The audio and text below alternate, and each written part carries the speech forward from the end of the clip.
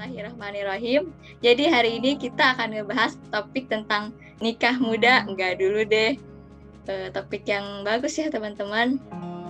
Oke, sebelumnya pernikahan adalah suatu hal yang semua orang atau teman-teman inginkan pastinya ya, untuk bersatu dan membangun keluarga dengan pasangan, serta untuk menyempurnakan ibadah ya teman-teman. Nah, dalam berkeluarga tentunya perlu hal-hal yang harus disiapkan dalam melalui tahapan atau fase-fase berkeluarga yang akan dilewati nantinya teman-teman. Nah, berikut ada pernikahan menurut Undang-Undang Nomor 1 Tahun 1974 Bab 1 Pasal 1. Nah, pernikahan dalam perundang-undangan di Indonesia itu disebut perkawinan, teman-teman. Nah, adalah ikatan lahir dan batin antara seorang laki-laki dengan seorang perempuan sebagai suami istri dengan tujuan membentuk keluarga rumah tangga yang bahagia kekal berdasarkan ketuhanan yang Maha Esa. Oke, boleh di next, Kak. Nah, selanjutnya ada pernikahan nih. Pernikahan anak tuh atau perkawinan anak itu dilakukan pada saat salah satunya atau keduanya masih berusia anak-anak ya teman-teman, atau di bawah umur 18 tahun. Nah, sangat disayangkan banget nih teman-teman, di Indonesia sendiri banyak banget nih kasus menikah yang masih di usia sekolah nih ya teman-teman. Kasihan, jadi mereka tidak bisa menikmati masa anak-anaknya gitu, atau masa kecilnya ya teman-teman. Nah, selanjutnya ada pernikahan dini atau pernikahan muda. Nah, pernikahan dini itu pernikahan yang dilakukan pada saat salah satu atau keduanya itu belum memenuhi usia ideal untuk menikah. Nah, usia yang ideal untuk menikah tuh dari umur berapa sih, Kak? Nah, menurut BKKBN, umur ideal untuk menikah tuh bagi perempuan tuh 21 tahun dan untuk laki-laki berusia 25 tahun, teman-teman. Nah, sedangkan untuk undang-undang untuk dibolehkan untuk menikah itu untuk perempuan tuh 19 tahun dan untuk laki-laki juga berusia 19 tahun, teman-teman. Nah, boleh di yang slide yang tadi, Kak, yang sebelumnya. Nah, BTW di sini siapa nih yang mau menikah muda nih, atau ada rencana nikah muda? Boleh ya, sama alasannya kenapa nih pengen nikah muda, boleh ya di room chat ya teman-teman. Ada gak nih di sini yang mau nikah muda? Ada juga yang mau di usia dewasa. Saya mau nikah umur 30, Kak. Ada gak nih yang mau nikah muda? Saya mau 26, Kak. Udah usia yang ideal ya, Kak. Banyaknya kayaknya pengen di usia yang udah dewasa ya, atau usia ideal. Nah, di masa pandemi ini bisa dilihat ya teman-teman, datanya mungkin kurang kelihatan ya. Itu yang warna grafik hijau itu adalah grafik tertinggi, yaitu yang menikah di usia muda atau usia anak-anak. Nah, di masa pandemi ini menurut data Badan Statistik Indonesia, pernikahan muda ini tuh semakin meningkat ya teman-teman, dikarenakan banyak faktor finansial ya teman-teman. Sangat disayangkan banget nih, mereka nggak memikirkan nih dampak ke depannya tuh seperti apa gitu. Mereka hanya memikirkan dari finansialnya saja, teman-teman, kebanyakannya tuh. Nah, dampaknya diantaranya ada apa sih? Dampak dari menikah di usia anak-anak atau menikah di usia dini. Nah, ada risiko penyakit dan kekerasan seksual yang meningkat, bayi terlahir prematur, BBLR, berat badan lahir rendah, dan untuk ibunya tuh bisa mengalami anemia dan preeklamsia, bahkan ya kematian ya teman-teman. Serem ya teman-teman. Bahkan masalah psikologis atau gangguan mental, tingkat sosial dan ekonomi yang rendah gitu. Nah, menikah di usia muda ini banyak banget peminatnya teman-teman, apalagi zaman sekarang nih ya. Banyak yang bilang nikah muda itu keren. Siapa nih di sini yang setuju sama pendapat itu, atau siapa yang nggak setuju? Ada gak nih?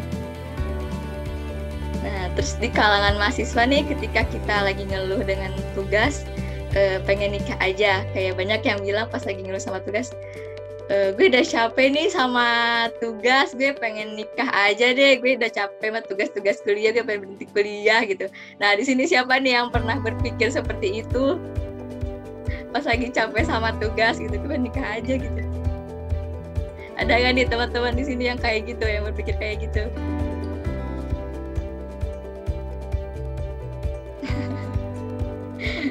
Oh, pengen kerja aja, Mas, setuju nih. Alhamdulillah ya, masih ada yang tidak berpikir seperti itu. Nah, menikah itu termasuk saya sendiri kadang pernah sih berpikir seperti itu gitu ya. Tapi ternyata menikah itu bukan gak sesimpel yang dan semudah itu ya teman-teman. Menikah juga bukan dilihat dari keuangannya aja atau kebahagiaannya aja ya, tetapi banyak hal yang akan dihadapi dan itu tuh gak mudah teman-teman. Harus memiliki kesiapan yang matang ya teman-teman. Oke, boleh di next nih Kak. Nah, selanjutnya apa aja sih faktor-faktor kesiapan berkeluarga? Nah, ini berikut ada kesiapan berkeluarga. Yang pertama, ya semoga teman-teman sekarang masih tetap semangat ya mendengarkan ini. Nah, jadi faktor itu merupakan sebuah indikator bahwasannya diri kita atau diri pasangan kita sudah siap untuk melaksanakan suatu pernikahan atau membangun rumah tangga ya teman-teman. Nah, ada apa sih yang harus disiapkan nih teman-teman? Yang pertama ada kesiapan usia. Nah, usia yang ideal atau usia yang matang. Tadi sudah saya sebutkan ya bahwa usia yang ideal itu berapa teman-teman? Ada yang tahu tadi, yang ingat? Yang untuk perempuan 21. Berapa? 21 untuk perempuan, Kak. 25 untuk laki-laki. Ah, bener nih kakaknya. Nah, itu buat BKKBN ya teman-teman.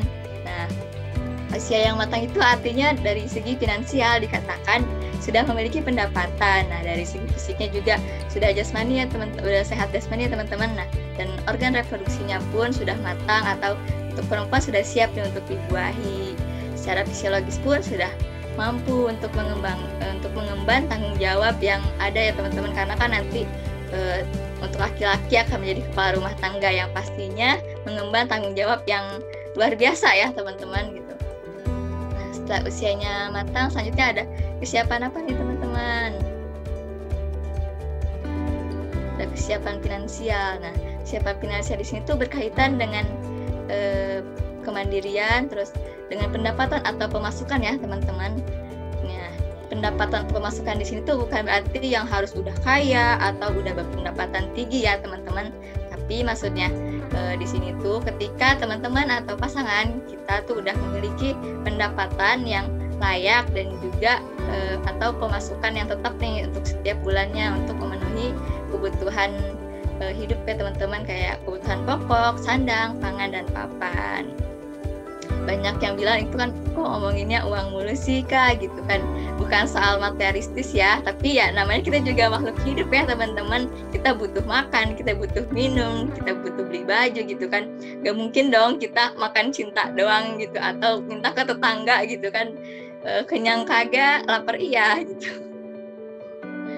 Nah, untuk nantinya dan usahakan ya teman-teman untuk menyisihkan uangnya untuk memiliki tabungan, baik itu untuk tabungan pendidikan, tabungan masa muda atau tabungan dana darurat, bahkan investasi jangka pendek atau jangka panjang. Dan ketika sudah berkeluarga nanti jangan sampai ya kita malah membebani kedua orang tua kita ya teman-teman.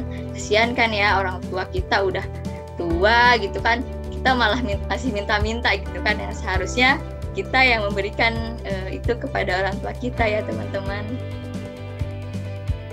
Nah, selanjutnya ada kesiapan apa nih teman-teman? Ada yang ketiga, ada kesiapan fisik. Nah, kesiapan fisik ini tuh dimaksud secara sehat jasmani ya teman-teman. Ada kesiapan sistem reproduksi, pengasuhan dan perawatan, dan pekerjaan rumah tangga. Karena di dalam rumah tangga, di dalam berkeluarga juga butuh fisik yang bagus ya teman-teman, butuh fisik yang sehat, stamina yang kuat ya. Untuk apa? Untuk bekerja mencari nafkah, mengerjakan pekerjaan rumah tangga.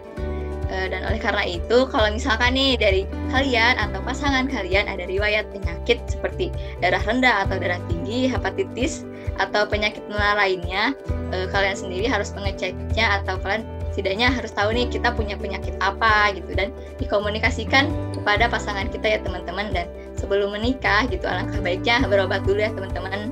Supaya apa? Supaya kita dan pasangan benar-benar fit dan siap membangun keluarga sehat teman-teman. Nah, selanjutnya ada kesehatan yang keempat, ada kesiapan mental. Kesehatan sehat secara rohani atau psikis ya teman-teman, mengantisipasi risiko, dapat menyeimbangkan kenyataan dan harapan, dapat mengenali dan menerima diri sendiri dan pasangan. Karena cepat atau lambat kita kan ketika udah berkeluarga pastinya akan menjadi orang tua ya teman-teman. Nah pertanyaannya, udah siap belum nih kita untuk mengalami banyak perubahan-perubahan yang akan terjadi nih teman-teman? Karena alurnya pun ya nggak akan terus-menerus bahagia ya teman, atau di keluarga tuh adem ayem aja gitu kan, nggak selalu seperti itu ya teman-teman. Pastinya akan ada masalah juga, tekanan-tekanan, baik itu faktor dari pasangan, lingkungan gitu kan, tempat kerja, bahkan dari kita sendiri gitu. Nah intinya ya teman-teman, oleh karena itu kita harus bisa nih mengelola kecemasan atau kekhawatiran nih biar nggak jadi overthinking. Di sini siapa nih yang masih overthinking nih? Siapa nih di sini yang masih overthinking? Kayaknya masih banyak ya yang masih overthinking gitu kan. Ayo kita belajar buat nggak overthinking ya teman-teman. Bukan aku Kak, udah bagus nih ya, udah nggak overthinking, udah siap nih berarti yang kita hadapin nih, dan kita udah bisa mengantisipasi resiko gitu. Nah misalkan nih kita menemukan sifat pasangan kita nih yang baru kita tahu nih gitu, terus kayak jadi membuat kita, oh ternyata dia tuh kayak gitu ya gitu. Nah membuat malah jadi kita tuh bete gitu kan, atau sifatnya tuh bertolak belakang sama kita. Nah kita tuh udah harus bisa nih menerima sifat pasangan kita itu ya teman-teman. Pernah ada dosen saya, salah satu dosen PKK yang berbicara atau mengingatkan untuk kepada saya untuk terus belajar memahami pasangan setiap hari, karena manusia itu dinamis ya teman-teman, cepat berubah gitu. Oke, boleh di next Kak.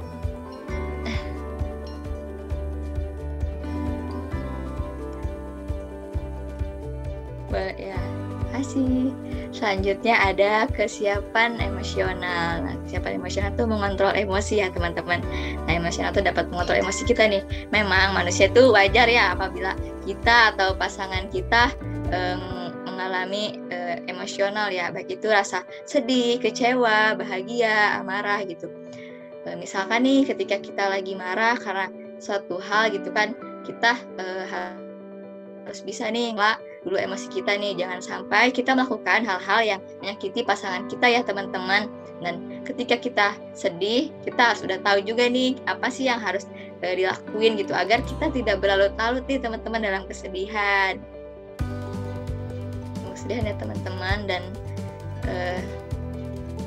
karena ketika kita kurang siap dalam emosi atau emosional yang masih belum stabil, itu dapat menimbulkan kekerasan rumah tangga ya teman-teman. Dampaknya itu ngeri juga ya teman-teman. Nah selanjutnya ada keenam, ada kesiapan apa nih? Kesiapan sosial. Ada yang tahu nih kesiapan sosial itu seperti apa sih? Ada yang tahu gak nih peserta?